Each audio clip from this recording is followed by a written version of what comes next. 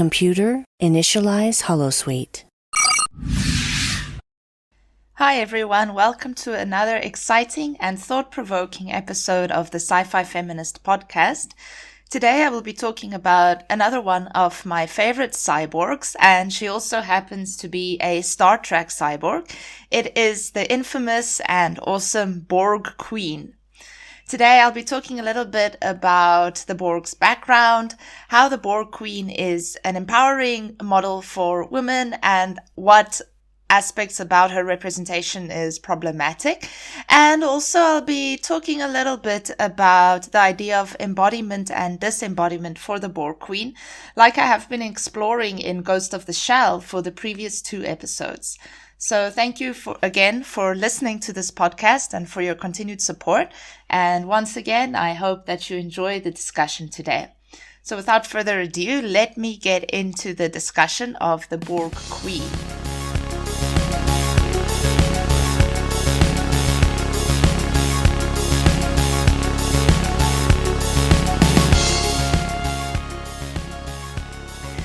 Now, the Borg. Let me first give some background for those unfamiliar with Star Trek and the Borg.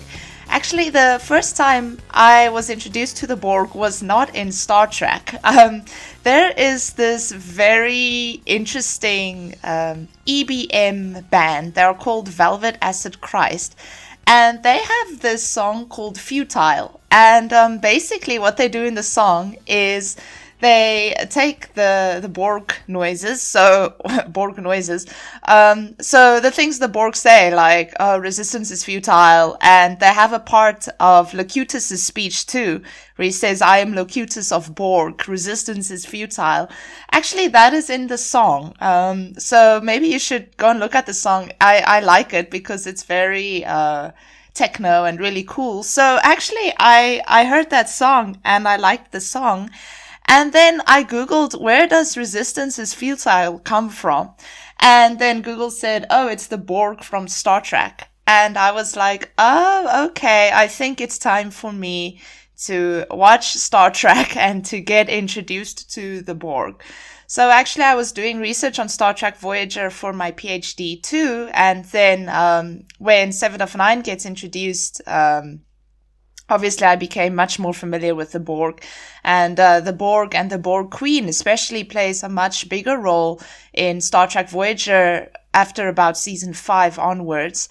And of course, I watched Star Trek First Contact, and there I met the Borg Queen as well. So I was so fascinated by the Borg from that time onwards, and I think they've become such a deep part of popular culture. When you say resistance is futile, everyone kind of knows what you're talking about. Even if they don't know it's from Star Trek, they know that phrase, resistance is futile.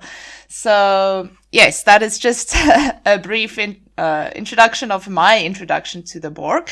But for those unfamiliar, the Borg are a cybernetically enhanced and technologically superior species that does not destroy their enemies, but rather assimilates them. Yeah, the assimilation process is quite horrific. I've always been kind of freaked out by that, where the Borg drones, they have these tentacles that kind of come out of their hands, and then it goes into the victim's neck, and then they insert Borg nanoprobes into the victim's neck, and then they gradually start growing these technological extra parts, like their hands become like chainsaws and things. So it's quite scary. I always thought it would be horrific if I was ever assimilated. But the Borg adds to their victims' biological and technological distinctiveness to the Borg's own by turning them into Borg drones. And that is their kind of famous thing. Your biological and technological distinctiveness will be added to our own. It's very horrifying. So the Borg also have a hive structure with a shared consciousness, and it is called the collective. So instead of existing as individuals, they exist as a collective that can constantly hear each other's thoughts. And I find it interesting that for American society that is so individualized, that this is the most horrific thing ever, is for everyone to be the same, for everyone to be a drone and to have the same consciousness. It's interesting how the Borg also really encapsulate or embody a lot of our fears about humanity too. Somehow the most horrific thing ever is not to be able to be an individual, which I find quite interesting about the Borg. So in the Voyager episode Scorpion, Captain Janeway reads other captains' description of the Borg, and I find this quite funny or interesting. So according to Captain Picard, and I quote, "In their collective state, the Borg are utterly without mercy, driven by one will alone, the will to conquer." And then Janeway continues. She says, according to Captain Amosov of the USS Endeavour, I quote, "The Borg are as close to pure evil as any race the Federation has ever encountered." Okay, so they are like the worst bad guys ever because they take away your individuality and make you into this cyborg that only serves the collective. And it's quite interesting. There's a lot of memes about that. But Captain Janeway seems to not be scared of the Borg at all. She continually taunts the Queen, the Borg Queen. She continually tries to steal things from the Borg ships. She's so... I must say that's one aspect of Captain Janeway. She's quite reckless. I would never, ever be so comfortable with just kind of antagonizing the Borg as much as Captain Janeway does. But I guess that's why I love her too. So when was the Borg Queen introduced? Actually, she hasn't always been there. Throughout the Star Trek series The Next Generation, there was no Borg Queen. But then later, the Borg were confirmed to have a ruler that governs all their movements. And that was the Borg Queen. She kind of acts as the queen bee, or the head of the collective, and she was first introduced in the Star Trek film Star Trek First Contact. So it's quite interesting that they seem to be without a leader for the entire Next Generation, and then in First Contact they introduced this leader, and the leader of the Borg is not a man, but it is a woman. And supposedly the only female Borg drone, and I'll talk about that later, because most other Borg, even though they are supposedly male and females that have been assimilated, they're all played by male actors. So the Borg itself, they're quite masculine. Their voice too, when you encounter a Borg ship and they say resistance is futile, it's male voices speaking. So it was quite interesting that these Borg, that even though they are male and female, they are more constructed as male, that they've been given a female ruler. And then she also appears throughout Star Trek Voyager, which is set after the events of Star Trek First Contact. And the Borg Queen and Captain Janeway are always trying to one-up each other. I find their relationship quite interesting. There's that one scene where the Borg Queen, there's something that goes wrong in the collective again. And then she just sees on the screen and Captain Janeway is there with her phaser rifle and she says, "Janeway," like, Janeway, you're getting in my way again. It's like Captain Janeway has this thing with the Borg, which is quite interesting. I really love their relationship. Okay, but what's interesting about the Borg Queen, she's unlike the other Borg drones that have cybernetic implants and extensions all over their organic bodies. Rather, and I think this was even more freaky and horrifying, the Borg Queen's head and spine detach from her mechanical body, and it's reattached only when she makes her occasional ceremonial appearance. So she doesn't really live with the other Borg on the ship. She appears every now and then when something big happens, like Captain Janeway tries to destroy the Borg. And then her head and spine detach. That is so freaky. And then it's put on this very sexy, or maybe not sexy, but very feminine female body, which is quite interesting and which is what I will talk about a bit more in today's episode too. Okay, so the first thing, what makes the Borg Queen empowering then? Well, firstly, is that the fact that billions of Borg drones submit to her authority and she can control their movements with a single thought. I think that's pretty empowering. She's the ruler. She's the queen. According to a theorist, her name is Mia Consalvo, she says even though the Borg have been constructed as a genderless race, supposedly, all Borg drones were always played by male actors. So the Borg also display masculine characteristics, and they are described as being cold and logical.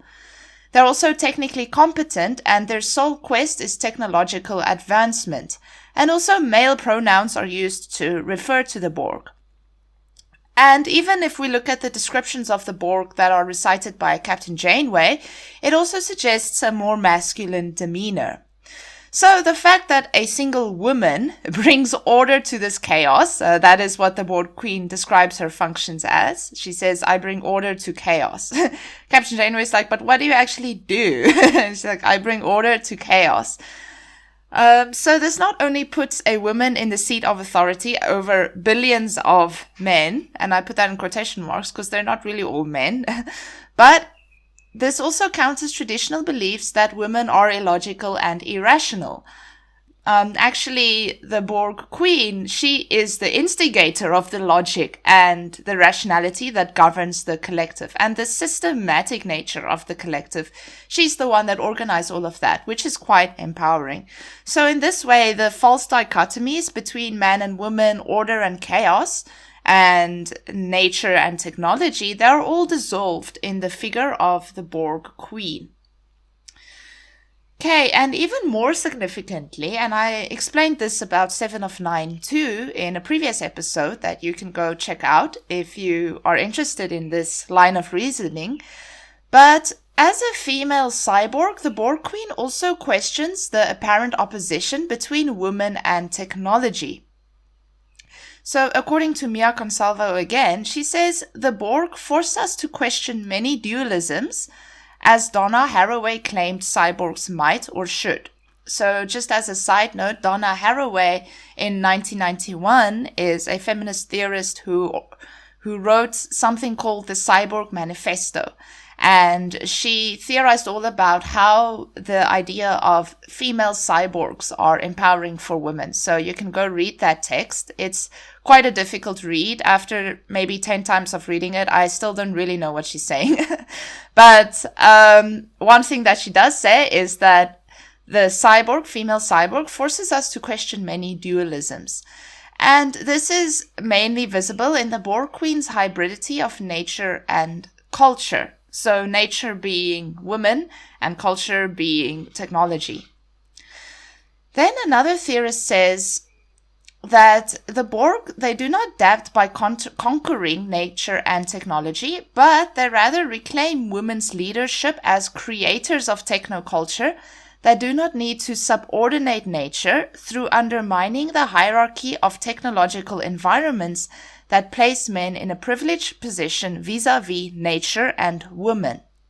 Okay, so to rephrase that or paraphrase that, basically what this theorist says is that what makes the Borg Queen empowering is not that she conquers nature like men apparently do, but she finds a synthesis between nature and technology, which is much more sustainable, of course, and much more significant and meaningful, and which is better, I guess, for lack of a better word.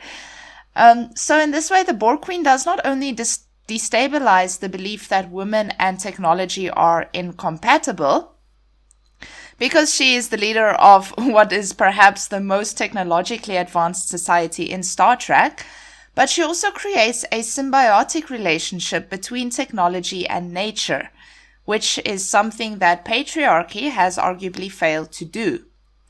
For example, when an organic life form is assimilated by the Borg, it retains its organic body and it's only augmented with technology. It's not taken over by technology. The organic body still exists. And a Borg drone, it ceases to function should either its organic or technological parts be damaged. So here we see the synthesis of nature. The technology is as important as the organic body for a Borg drone. If either fails, then the drone ceases to function. So these are the things that make the Borg Queen, first of all, very interesting, but also possibly empowering for women, or an empowering role model for women. Right, but as is always the case, there's always a good side and a bad side. There are many parts of the Borg Queen, or many things about her, that are also quite problematic. So the first thing I'm going to highlight is sexuality. This is always the issue with women in the media. They're always sexualized, or not always, but at least in the 90s, most of the times they were. In contrast to Seven of Nine from Star Trek Voyager, who is very sexualized with her tight catsuit and her big breasts and small waist and wide hips, actually the Borg Queen's physical characteristics, they're not excessively feminine or sexualized. But what is interesting about her is that she is presented as overtly sexual in her behavior. And that is what Mia Consalvo said, actually. Her behavior is very sexual.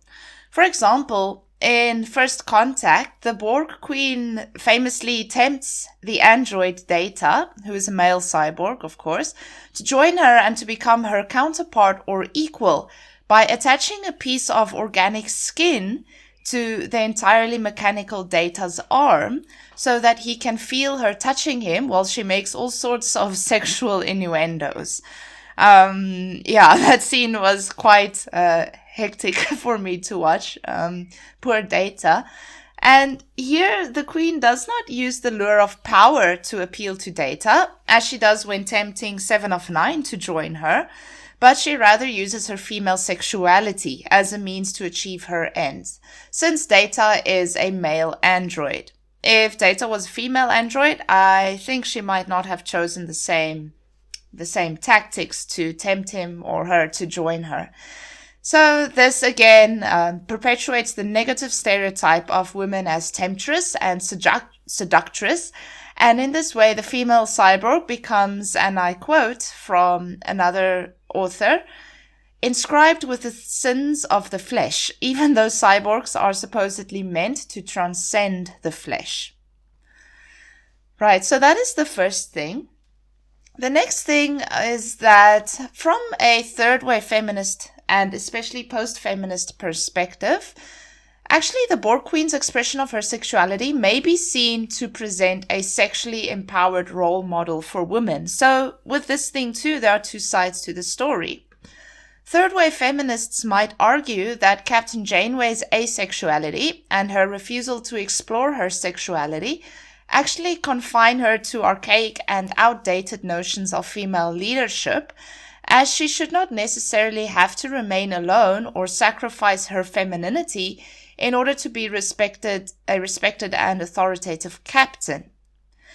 But once again, and this is my argument, one must consider the reasons why these sexualized or very sexual cyborgs, like Seven of Nine and the Borg Queen, were introduced into Star Trek. Even though they could present sexually empowered role models for women, which I don't agree with, actually, I take a stance against that. Ultimately, Seven was introduced to increase Voyager's viewership by adding sex appeal to the show. There is some academic backup for that statement. Seven, and it is also widely known that, Seven was introduced because the viewership was dropping. So they thought by introducing a sexy cyborg, the viewership will increase. And also, the all-powerful Borg Queen is ultimately punished for her sexuality because she dies at the hands of Data and Picard at the end of the First Contact film, who team up against her soon after seducing Data, and then she is used as an instrument for reinforcing Captain Picard's heroism, actually. He becomes a hero by killing her. So she's punished for expressing her sexuality towards Data. And she's the bad guy, so that just kind of reinforces it even more. And then another interesting thing about the Borg Queen, and this is another problematic aspect of her, she also embodies something called the monstrous feminine that Barbara Creed theorized in before 2000. I can't remember the exact date. So I will briefly compare the Borg Queen to the Queen in Aliens to kind of explain what I mean by this. Like the xenomorphs in Alien, so those are the aliens in Alien, the Borg also work according to a hive structure that is governed by one monstrous female queen. Okay, so in Aliens 2, Ellen Ripley has to face off against this really horrifying mother alien queen. In Star Trek Voyager, the Borg Queen does not only act as a constant obstacle for Captain Janeway, but she's also a direct competitor for Seven's loyalty. Just as Ripley is presented as the good mother in Aliens, contending against the alien queen, who represents the bad mother in Aliens, the caring, natural, and good mother Captain Janeway is also constantly set against the monstrous, technological, and bad mother embodied by the Borg Queen. And we see this especially in episodes like Dark Frontier, Unimatrix Zero, and also in Endgame, the final Star Trek Voyager episode that also celebrated its 20th anniversary last week, if I'm not mistaken. So like the alien queen who biologically gives birth to the alien eggs, the Borg Queen, and this is really my argument, she can also be considered as Seven's biological mother because Seven was assimilated by the Borg when she was very young and therefore only knows life as a Borg. Okay, so there's that biological connection. Maybe I'm stretching it a bit, but for me, that's a biological connection in science fiction. So the dichotomy that is set again between the biological motherhood of the Borg Queen and the chosen motherhood of Janeway, who can also be read as Seven's adoptive mother, this suggests not only that monstrosity is unmistakably female and explicitly identified with motherhood, like it is the case with the alien queen, but also that women's pairing with technology creates such a cyborg monstrosity. So that's quite problematic, actually. It suggests that when women actually synthesize with technology, they become monsters, which is very problematic. The construction of the Borg Queen as a monstrous mother therefore further undermines her transgressive potential, because it disregards women's positive coupling with technology for a cyborg abomination. Right, so the final aspect of the Borg Queen that I will briefly touch on is the idea of embodiment and disembodiment. Now, this is something I've been exploring for the past few episodes regarding cyborgs, so you can listen to the episodes on Ghost in the Shell and also on the episode of 7 of 9 in Star Trek Voyager. So the Borg Queen, as a female cyborg, in the true 90s sense, encourages the view that the female body should be discarded, that the body isn't important. Now I will explain. In the two-part Voyager episode called Unimatrix Zero, the Borg Queen expresses disembodiment as the epitome of perfection. She actually says that. She says, disembody is the epitome of perfection. According to Mia Consalvo, the Borg take the highly problematic Cartesian mind-body split that suggests that the mind and body function separately, which presents the opposite of Catherine Hales' notion of the mind-body, which means that the body influences the mind and the mind influences the body.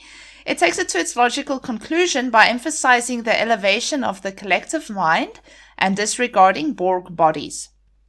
So for the Borg, the collective, the hive mind, is much more important than the bodies of the drones. They are seen as things that can simply be discarded. I remember in the episode called The Omega Particle in Star Trek Voyager, that's one of my favorite Voyager episodes actually. Oh, it's not the Omega Particle, the Omega Directive. That's the episode's name. 7 of 9, Captain Janeway said, there's this really dangerous particle called Omega, and the Borg were experimenting with it. And then Seven of Nine tells Janeway, no, we shouldn't destroy Omega, we should harness it and we should try to control it because it's this really amazing energy source.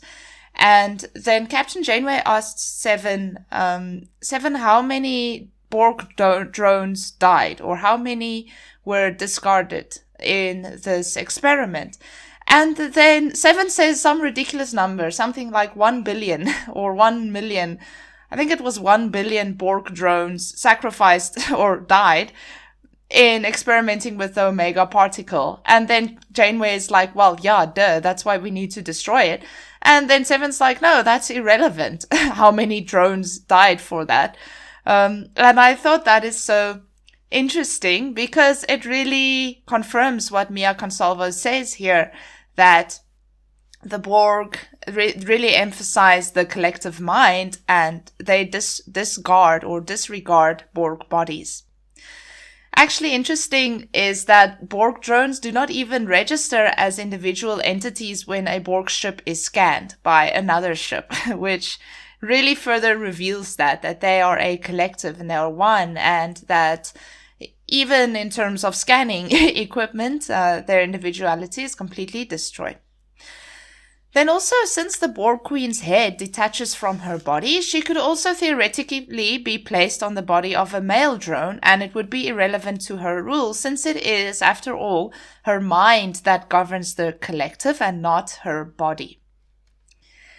Okay, then another detail that further supports the Borg Queen's status as a disembodied entity, and something that Mia Consalvo and other literature on the Borg Queen failed to point out, is that there have been 2 Borg Queens in the Star Trek universe to date.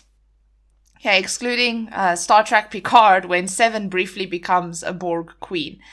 Now, I have been mulling over this for a very long time, and I've looked at blogs and fan sites and things to try and figure out how this could be. Is it the same Borg Queen that we see in Star Trek First Contact and Star Trek Voyager? Because, well, first of all, they're played by 2 different actresses, but they both look quite similar. So I don't think that means anything. But one queen dies at the hand of Captain Picard on Stardate 2063 in Star Trek First Contact, and then the other dies at the hands of Captain Janeway on Stardate 2378 in the final episode of Star Trek Voyager. Okay, so maybe you guys can let me know. Are there then 2 Borg Queens? Have there been 2? Is it a case of when the one Borg Queen dies that another just takes her place? Why is it always a female or a woman that takes her place? The place of the next Borg Queen. And then there's also, again, asks the questions about consciousnesses. Does it need to be a female consciousness that rules the collective? Why is it a queen, not a Borg king? All of these kind of questions came to mind when I realized that actually both Borg queens die at the hands of 2 different Starfleet captains. Actually, on the Star Trek forums, no one is certain whether this detail is simply a plot error or whether it's the same Borg Queen that is killed by both Captain Picard and Captain Janeway, or whether there are 2 Borg Queens, and the hive mind simply chooses a new queen when the body of the other dies. I think in Star Trek Picard, it shed a little bit of light on this, because there's that one scene where Seven of Nine becomes the Borg Queen for a while, and she just kind of governs the drones on the ship that is called the Artifact for a while. So she briefly becomes the queen, but I don't know if she can hear. Yeah, I can't remember the details of that event. I need to watch Star Trek Picard again. But anyway, this is quite interesting. Maybe I can get some feedback on other people's opinion on this thing. But anyway, moving on with the discussion, in light of the latter theory, which seems to offer a better explanation for these 2 events. So that is the theory that the hive mind just chooses a new queen when the body of the other one dies. The body of the Borg Queen is once again shown to be irrelevant, as it is her consciousness that governs the collective and not her body. This is to say that when one Borg Queen's one Borg Queen body dies, another body is simply chosen to contain the Queen. But then what I found interesting is that Janeway seems to be more aware of the Queen's disembodied existence than Captain Picard, because at the end of Star Trek First Contact, Picard kills the Borg Queen's body, but Janeway delivers a fatal blow to the Borg by infecting the Queen's mind, which I found quite fascinating. Because if the Borg Queen is simply a consciousness that governs the collective that can switch between bodies, then infecting her mind is much more of a lethal blow. But yeah, despite all of this, nevertheless, for Mia Consalvo, the Borg and their Queen's scorn of bodily flesh signals contempt for the feminine traditionally associated with the body instead of the mind. So that is what makes that a little bit problematic too. The Borg Queen's status as a disembodied entity therefore allows for her to transcend her essentialized female body, and as seen with the case of her multiple deaths, provides her the prospect of immortality. It seems quite contradictory, though, that despite being able to transcend the body, the Queen rather reinscribes it with essentialist notions of femininity through the blatant use of her sexuality to achieve her ends. So apparently her body is not important at all. It can die and she can just transfer into the consciousness of another body. But still, she uses this very body that she discards so much, or that she really doesn't care about, to use her to achieve her ends. So I thought that's quite contradictory. So this again, of course, is another reason why I'm skeptical of a third wave feminist reading of the Borg Queen as a positive, sexually empowered version of femininity, because this sexuality that she uses makes her essentialist, essentializes her, says that the body is, all female bodies are sexual by nature and tempting by nature, which is very problematic. So yes, that is the discussion for today on the Borg Queen. I hope that you found it informative and interesting, and that you've gained some new insights about her. Despite all her problems, I still really love this character. I think she's very fascinating and interesting, and I really like her. I feel sorry for her when she dies at the end of Star Trek Picard, even though she's the bad guy. And I also kind of feel sorry for her when Captain Janeway kills her too, because I still like the Queen. So yes, anyway, I hope you enjoyed today's discussion. Please feel free to drop comments for me, or let me know what you think, or even requests if there's anything specific you would like me to discuss. Next week, I have a really special episode in store. I'm going to meet with my good friend Courtney Tink again, and we're going to be talking about the new Cruella film. So I hope you look forward to that. And until next week, when we meet again, live long and prosper, and resistance is futile, and I hope you have a good week ahead. Thank you. This is the Sci-Fi Feminist signing off. Bye-bye. This show is brought to you by Holosuite Media.